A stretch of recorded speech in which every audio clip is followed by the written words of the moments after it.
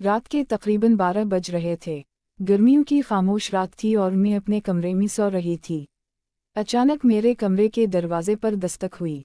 पहले तो मैं घबरा गई, लेकिन फिर ख्याल आया कि शायद मेरा भाई होगा, क्योंकि इस वक्त घर में मेरे और इसके अलावा कोई नहीं था। मैं उठकर दरवाजे की तरफ गई। जैसे ही दरवाज़ा खोला तो बाहर कोई नज़र नहीं आया। मैंने सोचा शायद मुझे वहम हुआ होगा, इसलिए वापस बिस्तर पर आकर लेट गई। अभी आँख बंद ही की थी कि दरवाजे पर पहले से भी ज्यादा जोर से दस्तक हुई। मैंने कांपती हुई आवाज़ में पूछा, कौन है? मगर कोई जवाब ना आया। मैंने डरते डरते दरवाज़ा खोला तो वहाँ मेरा भाई खड़ा था। वो बोला, क्या हवा दी? आप इतनी परेशान क्यों लग रही हैं?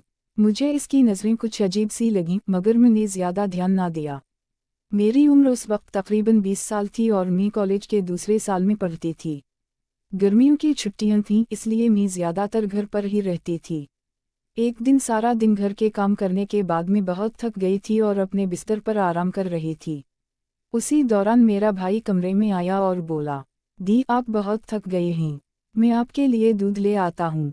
मैं मुस्कुरा दी और कहा, ठीक है, ले आओ। वो कुछ देर बाद दूध ले आया। मैंने दूध पिया और बिस्तर पर लेट गई। वो कहने लगा, दी आप सो जाएं, मैं आपका सर दबा देता हूँ। मैंने आँखें बंद कर लीं और कुछ ही देर में गहरी नींद सो गई। जब आँख खुली तो रात के 9 बज चुके थे। मुझे अजीब सी कमजोरी महसूस हो रही थी। पूरा जिस्म थका हुआ था। मैं मुश्किल से उठकर बाहर आई तो देखा सब खाने के लिए बैठे मेरा इंतज़ार कर रहे थे।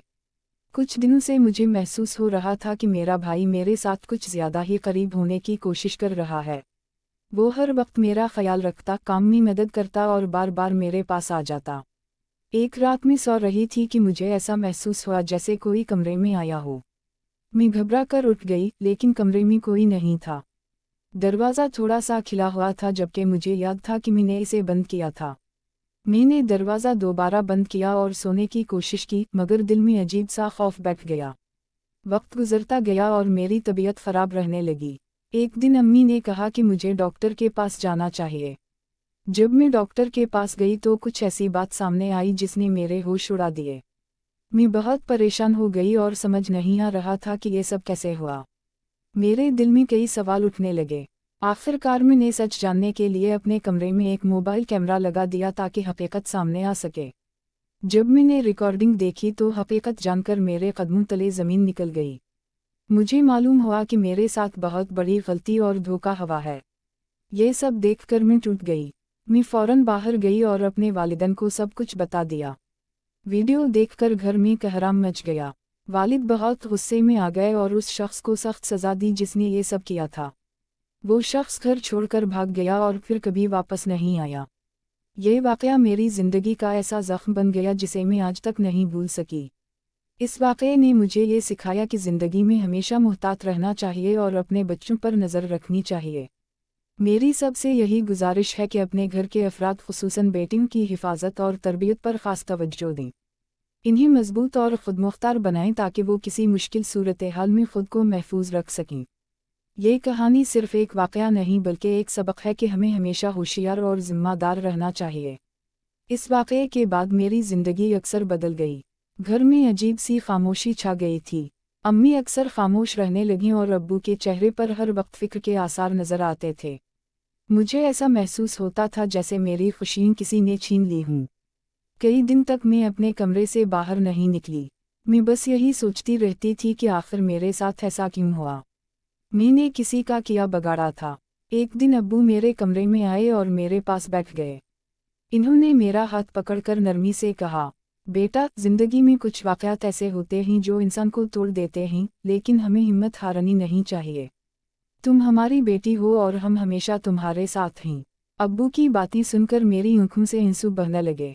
मुझे पहली बार एहसास हुआ कि अगरचे एक बड़ा सदमा मिला है, मगर मेरे वालिदैन अब भी मेरे साथ खड़े हैं। चंद दिन बाद अब्बू ने फैसला किया कि हमें इस मामले को कानून के हवाले करना चाहिए ताकि आइंदा किसी और के साथ ऐसा ना हो।